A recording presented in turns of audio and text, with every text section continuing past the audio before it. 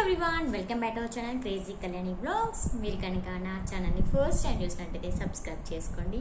అదేవిధంగా పక్కనే ఉన్న బెల్ ఐకాన్ని క్లిక్ చేయండి. ఇలా చేయడం వల్ల నేను చేసే ప్రతి వీడియో మీ వరకు నోటిఫికేషన్ వస్తుంది. ఈరోజు వీడియో వచ్చేసి మనం చైల్డ్హుడ్లో ఉన్నప్పుడు అంటే ప్రతి ఒక్కరి దగ్గరికి వెళ్ళినా ఎవరిని కథ చెప్పమని అడిగినా మనకి అదే కథ చెప్తూ ఉండేవారు. ఏంటి ఆ కథ అనుకుంటున్నారా? సో మిమ్మల్ని ఎక్కువసేపు వెయిట్ చెప్పి తెచ్చుకోలేదు. ఇక ఆలస్యం కాకుండా వీడియోలోకి వెళ్ళిపోదాం.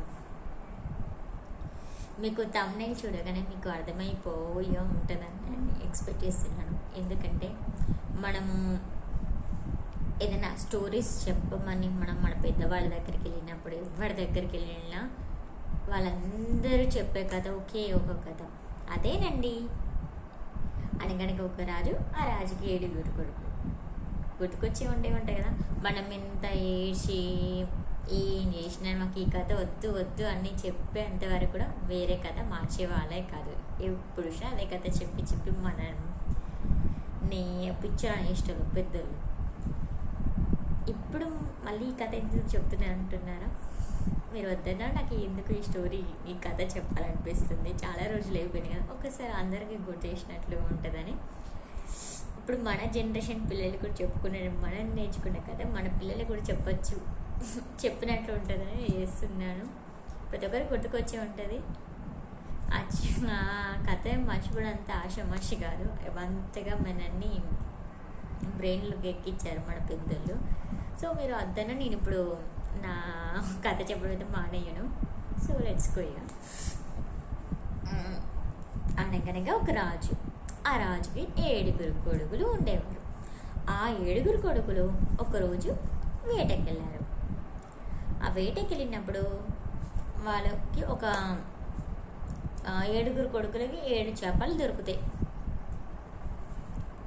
ఆ 7 చేపల్ని వాళ్ళ రాజ్యానికి తీసుకొచ్చుకొని ఎండబెడతారు. 7 తీసుకొచ్చుకునే 7 చేపలు, 7 చేపలలో 6 చేపలు ఎండిపోతాయి. 7వ చేప ఎండదు. అదేనండి, ఆ చేప ఎవరిది అనుకుంటున్నా? చిన్న కొడుకుది, చిన్న రాజుది అనమాట. ఆ చిన్న కొడుకు చేప ఎండలేదు. మిగిలిన 6 చేపలు ఎండినాయి, నా చేపను ఎండలేదని పాపం బాగా బాధపడుతూ ఉంటాడు. అప్పుడు ఆ చిన్న కొడుకు చేప దగ్గరికి వెళ్ళి చేప ఎందుకు ఎండలేదు అని అడుగుతాడు. అప్పుడు ఆ చేప గడ్డి మోపు అడ్డొచ్చింది అని చెప్తుంది. అప్పుడు ఆ రాజు గడ్డి మోపు దగ్గరికి వెళ్ళి గడ్డి మోపు ఎందుకు అడ్డొచ్చావు అని అడుగుతాడు. అప్పుడు ఆ గడ్డి మోపు ఏం చెప్తుందంటే ఆవు నన్ను మేయలేదు అని చెప్తుంది. మళ్ళీ తను ఆవు దగ్గరికి వెళ్తారు. ఆవు ఎందుకు మేయలేదు అని అడుగుతారు. అప్పుడు ఆవు ఏం చెప్తుంది? పాలేరు నా కట్లు ఇవ్వలేదు అని చెప్తాడు. మళ్ళీ ఆ చిన్న కొడుకు రాజు పాలేరు దగ్గరికి వెళ్తాడు. పాలేరు ఎందుకు కట్లు ఇప్పలేదు అని అడుగుతాడు రాజు. అప్పుడు పాలేరు అవ్వ నాకు బువ్వ పెట్టలేదు అని చెప్తాడు. మళ్ళీ రాజు అవ్వ దగ్గరికి వెళ్తాడు.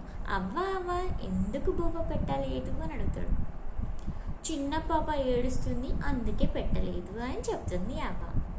మళ్ళీ రాజు చిన్న పాప దగ్గరికి వెళ్తాడు.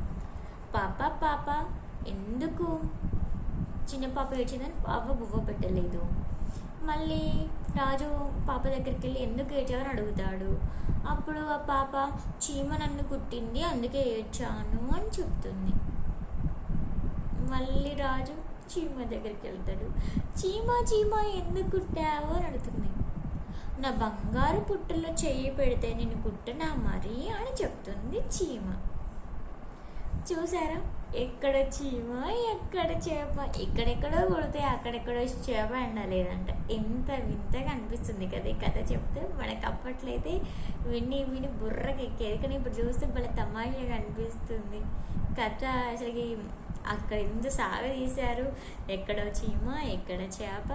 ఆహా, అందుకే అప్పటి కథలు అలా ఉండేటి. ఇప్పుడు మన పిల్లలకి ఇలాంటి కథలు చెప్తున్నామా లేదు, ఏమంటే రైమ్స్ ట్వింకిల్ ట్వింకిల్ టెక్స్ట్ బుక్లోనే రిపీట్ చేస్తాం. మనకు అసలు అప్పటి రోజులలో గ్రాండ్ పేరెంట్స్ చదువుకోకపోయినా మనకు అలాంటి కథలు అల్లేవారు, చెప్పేవారు. ఇప్పటి జనరేషన్ పిల్లలకి ఏ కథలు లేవు, ఏవి లేవు, బై హార్ట్ చెప్పడం. మనం ఏదో యూట్యూబ్లో అందులో ఇందులో ఎత్తుక్కొని వాళ్ళకి ఏదైనా కథ చెప్పడం అది చూసి చెప్తాం తప్ప మనకంటూ ఓన్గా ఏమీ లేదు. సో నాకు ఎందుకు ఈ కథ గుర్తుకొచ్చింది, చెప్పాలనిపించింది. మీకు ఎలా అనిపించిందో నాకు కామెంట్ సెక్షన్లో కామెంట్ చేయండి. ప్రతి ఒక్కరికి ఈ కథ తెలిసే ఉంటుంది, ఈ కథ తెలియని వాళ్ళు అంటూ ఎవ్వరు ఉండరు. మీకు కూడా మీ పెద్దోళ్ళు ఈ కథ చెప్పుంటే నాకు తప్పకుండా నాతో కామెంట్స్లో షేర్ చేసుకోండి. Thank you for watching video. Okay అండి, బాయ్, సీ నెక్స్ట్ వీడియో.